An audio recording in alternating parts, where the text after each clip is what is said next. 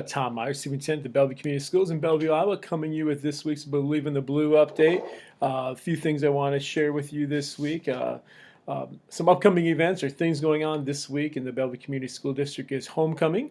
Tomorrow we have an all-district pep rally starting at probably about 8:20 in the morning. As soon as 8:15 we can get. That will include all students and staff PK through 12, and that'll be in the Bellevue Middle School High School gym, main gym. And any community members are more than welcome to attend. We would encourage you to see our students, see our staff, just see the different activities and things that are going on. There'll be a couple games going on, introduction of some teams at the middle school and high school level, and things like that. Then Friday night, or actually Friday afternoon, we have the homecoming parade at 2:45. That starts at the power plant in the city and runs all the way down to Bellevue Elementary where it ends at. So that starts at 2:45, usually gets over about 3:10, 3:15. That evening we have the high school football game, and that's the varsity game, and that is against Northeast, and that will be at 7 o'clock. There's actually also a concession stand that night. We'll have ribeye steak sandwiches and also a meal with cheesy potatoes and some other things like that. That way it's a little special menu at the concession stand that night, sponsored by our athletic boosters who do a great job in so many ways. All of our booster clubs do, including the music boosters, are really trying to promote our students and trying to get them as involved as possible and trying to provide opportunities for them that way. So those are some things. And then on Saturday we have state marching band contest, and that is at Kingston Stadium in Cedar Rapids. So they'll be leaving early in the morning for that. Wish them the best of luck there, Mr. Davies, and with the band direction, and then with Mrs. Meaninger with the color guard.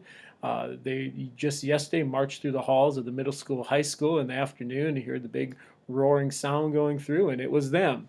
So it was great to hear them going through. They put in a lot of time as well as our other activities that way. So, and like anything, it's not just time here spent at practice, it's also that time at home practicing that truly makes you better, and that off-season training, you could say, makes them better as well. Some other events coming up. Once again, just a reminder, we have parent-teacher conferences next Wednesday and Thursday, October 14 and 15, and we have a 3-hour early dismissal both days, and then we have some professional development for our teachers until 2 o'clock, and then we have parent-teacher conferences from 3:30 to 8 both evenings. Some other events going on that way, and there's also no school on that Friday, no, October 16th. So, we have the musical on November 6th through 8th, and that is Shrek.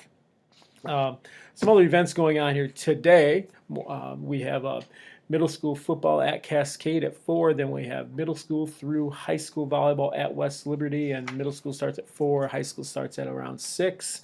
Then next Monday, we have a JV football game at home versus Northeast starting at 5:30. Then we have on Tuesday, we have middle school football versus Easton Valley, and that's at Bellevue here starting at 4. And we also have varsity volleyball at West Branch that night at 5 o'clock, and that's actually against Wilton. But that will be a rough start at 5 o'clock. Check again on our school once all games are determined based on conference alignments and rankings, then it will come out that way. But that's our conference tournament for the River Valley Conference. Next Thursday, we have a middle school and high school cross country at Monticello, and possibly high school volleyball going on that night as well, depending on how Tuesday night goes. But middle school, high school cross country is at 4:30 at Monticello, and that's the River Valley Conference meet. The boys team are defending champs of that.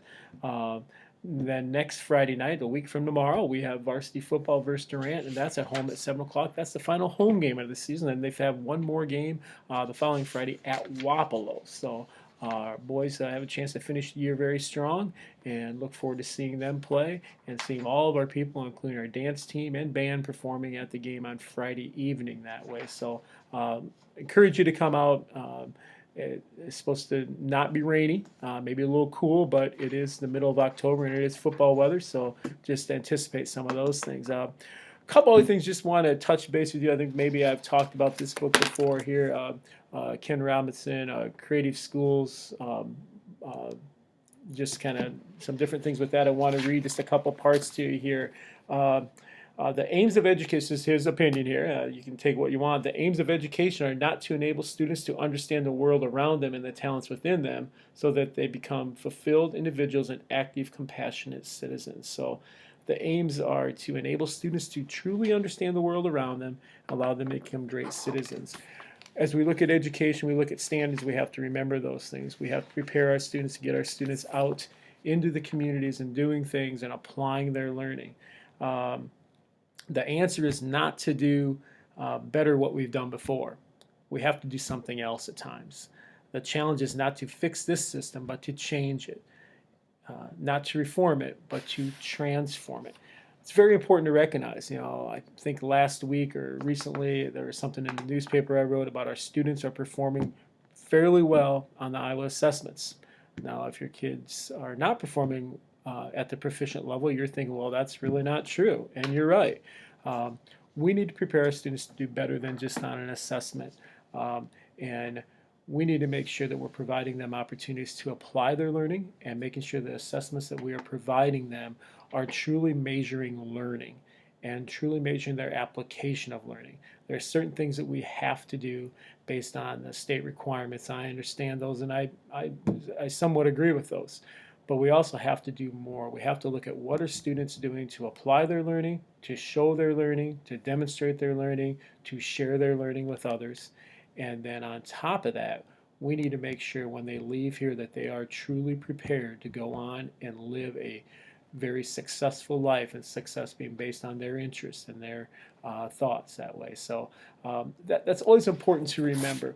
One other part I just want to touch on real quick here that I think we have to truly know what we want our students to learn. I think that is a conversation that we've had at different meetings in school with community members, with staff, with students. And sometimes what we want our students to know do not completely match up with standards as the way they're written. So we take the standards that kids are to know, and then we try to apply them to the community and doing more that way and having kids actively involved.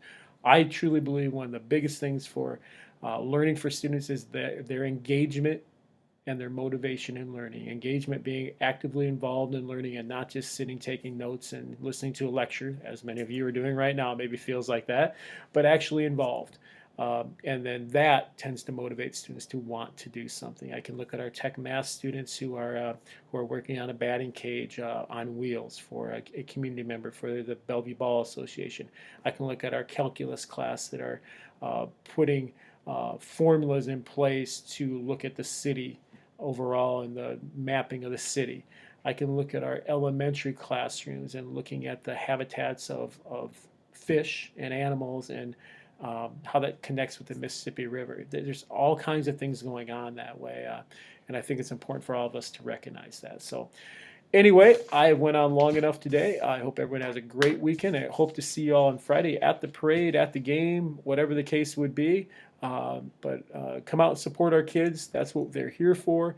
They love to see support from the community and everything they do, and you're always welcome to visit here at any time. If you have any questions, please feel free to contact me at this school at 563-872-4913. Have a great day, everyone.